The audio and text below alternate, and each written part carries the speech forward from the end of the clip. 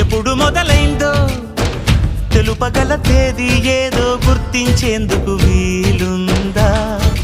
ప్రణయం ఎవరి హృదయంలో ఎప్పుడు ఉదయిస్తుందో గమనించే సమయం ఉంటుందా? ప్రేమంటే ఏమంటే చెప్పేసి మాటుంటే ఆ మాటకి తెలిసేనా ప్రేమంటే?